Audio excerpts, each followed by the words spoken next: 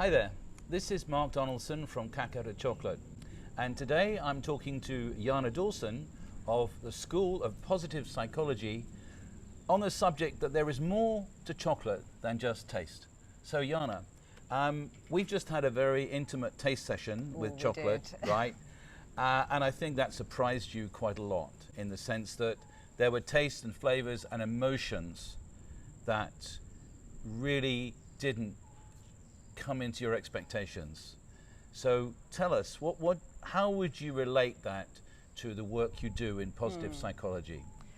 Thank you, Mark, for that experience. And yes, I don't think I've ever tasted chocolate like that before. I was really surprised. And as we were tasting, and I allowed myself to be in the moment, and then suddenly my brain just switched on, and I'm like, wow, there is so much more to chocolate, and how actually chocolate can influence our well-being.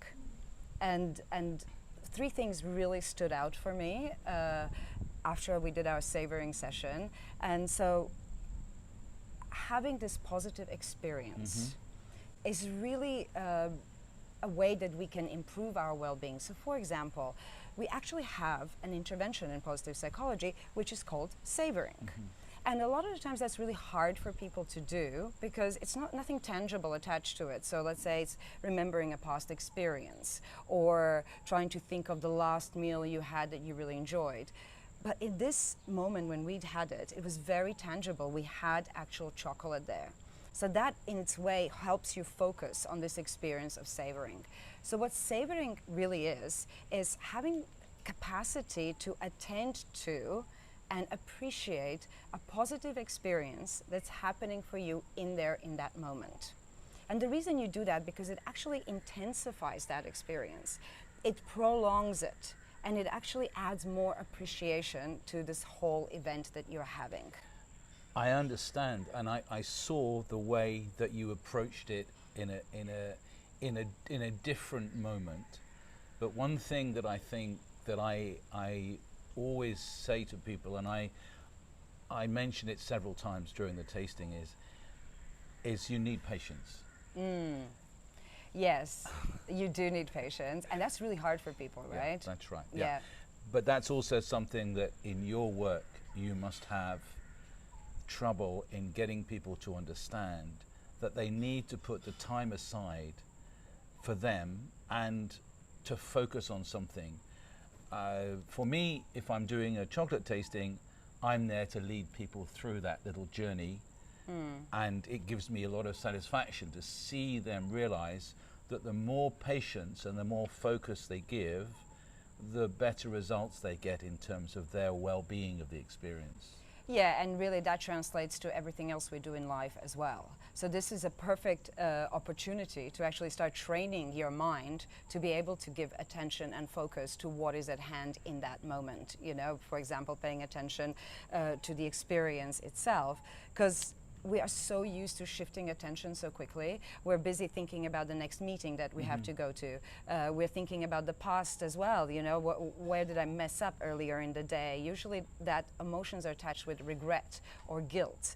When our mind is in the future, our emotions are often about anxiety or fear or stress of some sort that's just brewing. So by allowing yourself to be in the moment, you're actually giving your mind a pause, a break. So besides giving it this moment of like, oh, let's just stop. Let's just be here right now and see what we can experience without judgment. And then in that moment, you're actually feeding yourself positive emotions. You're cultivating, purposefully cultivating positive emotions. And there's so much benefits to that. Can I pick you up on the word guilt?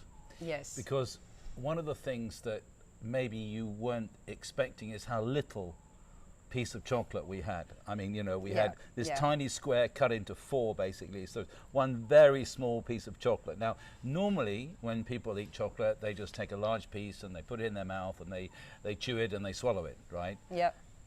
And then there's a kind of satisfaction, but also I'm sure there's a guilty part, okay? Whilst I don't think there was any guilt in the experience that we had. No, not at all. And I think you picked up really nicely of the satisfaction part. Right. I don't think I've ever had this much satisfaction from eating a piece of chocolate as I did today, going through this tasting with you. Because again, you're not mindfully attending to having that experience of having the chocolate in your mouth, right? So your body is not getting that full satisfaction. The way we did it with a tiny little piece of chocolate, you're actually waking up all your senses. Okay, you're in that moment, and you're full. You're full because your senses have been satisfied. They're not searching for the next thing. So in terms of like hedonic happiness, you have fully had that hedonic moment of this feels good. Okay, and also I think you weren't aware of all the different sensory abilities your mouth had, okay? Yeah. So at the same point in time, you're beginning to discover yourself. Yeah. And you're beginning to discover doors that you have that you can open, and that gives you more control. Because I've always believed that this mindfulness thing is, everyone talks about it, but what is it? Exactly. You know, mindfulness is a buzzword at the moment. Everyone says, oh, you've got to practice mindfulness. So I think, and you can disagree, were we practicing mindfulness when we were eating chocolate? Absolutely, and believe me, it's much easier to practice mindfulness while savoring a tiny piece of chocolate than it is to sit on a meditation cushion for 20 minutes. Okay, much easier and much more successful. So when we met, we were talking about in the moment, and you were explaining that mindfulness used to be sort of practiced by focusing on a raisin. So my question to you is chocolate a good substitute for raisins? It's not even comparable. I don't know how the whole raisin thing started. I think it just became a thing that people did. It was really just to pay attention, to observe what's going on in your hand, to connect to all your senses, basically. Chocolate is just so much better way of doing it. There's so much more depth, I feel. And look, I'm not a raisin expert, and I'm sure that there are raisins out there that are better quality than other raisins. But the sensations, the tastes, the travel that I have experienced through this chocolate tasting is a whole different level. You know, I like nostalgia. Right. And also something that you suggested we did, which was quite interesting, and I think brought something to the table, was you asked us not to think about flavors, but about emotions instead. Now, is that something that you would normally use in your training way when you ask people to think about mindfulness, positive psychology?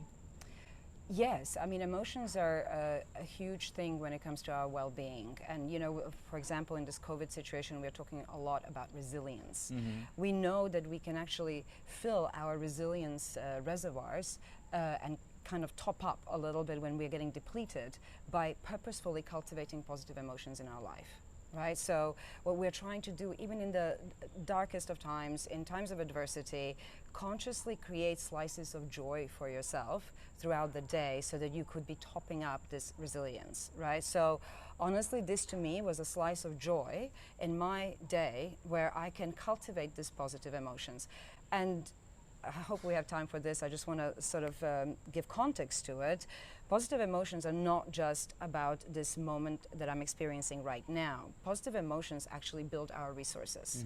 So by experiencing these positive emotions, you're more likely to, say, connect with your social networks. So you're building your social resources at the same time. When you're experiencing positive emotions, you're more likely to go for a run. You're more likely to go and engage in an activity that will then feed your physical resources as well. So if you think about it, sitting there with a tiny little piece of chocolate, taking a pause, being patient, allowing yourself to connect with all your senses, exploring what emotions are popping up for you, you are creating that slice of joy that in long term will be helping you stay resilient and actually boosting your well-being in the long run. So am I correct in saying that you kind of have this positive emotion fuel tank? Okay? Yes, correct. And if you're mindful enough about yourself, you keep on popping in a little more positive emotions into this fuel tank. And if you keep it half full, then you've got a better chance of getting through the day in a good way. Is that a good way to describe it? Absolutely, and you have a better chance of actually getting to the destination you want to get to. Okay. And that's really the point, right? We all have goals. We all have somewhere where we want to be. So you got to keep that fuel tank at a certain level so that you can actually achieve what you want to achieve in life. So when you were tasting chocolate, there was some chocolate that made you feel about winter, some that made you feel about summer, and one that made you feel about joy. That's right, yeah. So in your mind, which was, I think, a taste of sage, which was your summer in Croatia. Yes, okay? yes, absolutely. So and this is just a question that I'm thinking about now.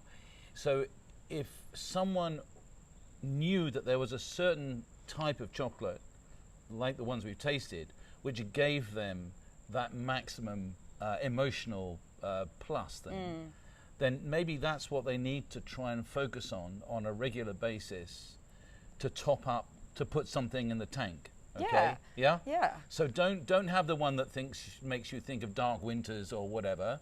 Have the one that makes you feel of, you know, Croatia in the summer, right? Yeah. That's so. It's just a very interesting kind of marketing point that I've never thought of before. Well, I mean, absolutely. you know, Look, if you're going to put yourself in a positive mood, are you going to listen to Leonard Cohen, for example? Right. Right. You might not. You might do something a little bit chirpier to get you going, right? So, but it's interesting you bring that up because, just like pathways to well-being, each and every one of us has a different way that we're going to do this. So you really have to invite people to discover first. Right. And that discovery phase is really important. So which chocolate brings you that emotion that really fills that tank for you?